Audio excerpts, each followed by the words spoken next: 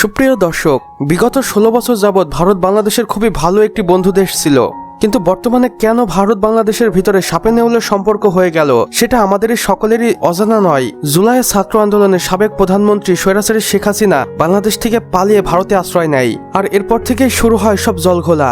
Nobel বিজয়ী doctor Mohammad Yunus sir, যার সাথে ভারত সরকারের ব্যবসায়িক বনিবনা হচ্ছিল না, কারণ ভারত এর আগে বাংলাদেশ থেকে মাল কিনতো অনেক কম দামে এবং তারা আমাদেরকে বিক্রি করতো বেশ চড়া দামে, আর এখন তা হয়ে গেছে সাহেব আলী। তাই বাংলাদেশ এবং ভারতের ভিতরে সাপে নেউলে অবস্থা। আর বর্তমানে ভারতে ঘরবন্দি রয়েছে বাংলাদেশের সাবেক প্রধানমন্ত্রী স্বৈরাচারী শেখ হাসিনা, আর এটা নিয়েই যত ঝামেলা।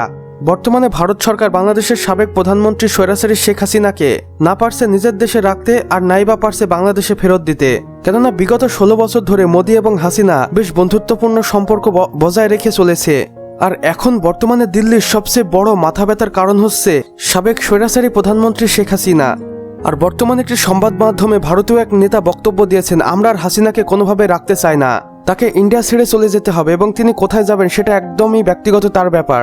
আর এই বক্তব্যটি সম্পূর্ণ ক্লিয়ার করেছেন ভারতের পররাষ্ট্র সচিব বিক্রম মিস্ত্রি, এবং তিনি এটা স্পষ্ট করে বলেন বাংলাদেশের জনগণ যেভাবে সমালোচনা করছে ভারতকে নিয়ে, সেটা ভারত একদমই চায় না, এবং এটা সম্পূর্ণটাই হচ্ছে সাবেক প্রধানমন্ত্রী স্বৈরাচারী শেখ হাসিনার জন্য। তাই আমরা তাকে কোনোভাবেই আর ভারতে রাখতে পারি না।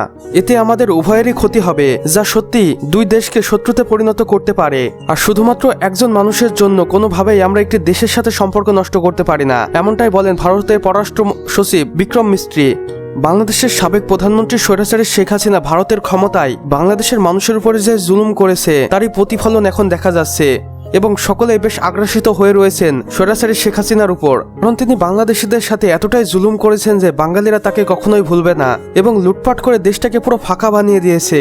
আর বর্তমানে ভারত বাংলাদেশের ভিতরে যে সম্পর্কটা রয়েছে এতে ভারতই বেশি লাভবান হচ্ছে, কেননা ভারতের সুন্দরবন অঞ্চলের বা কলকাতা অঞ্চলের বিভিন্ন দোকান, হসপিটাল, হোটেল বাংলাদেশের পর্যটনদের উপরে নির্ভরশীল ছিল, এখন তারা প্রায় ডুবতে বসেছে, এবং পর্যটন ক্ষেত্রে ভারতের ক্ষতি হয়েছে প্রায় মিলিয়ন মিলিয়ন ডলার, যা বাংলাদেশিদের কাছ থেকে পেত ভারত। তাই আমরা সকলেই চাই শুধুমাত্র একজন মানুষের জন্য ভারত বাংলাদেশের ভিতরে এমন ব্যবসায়িক সম্পর্ক নষ্ট না করা।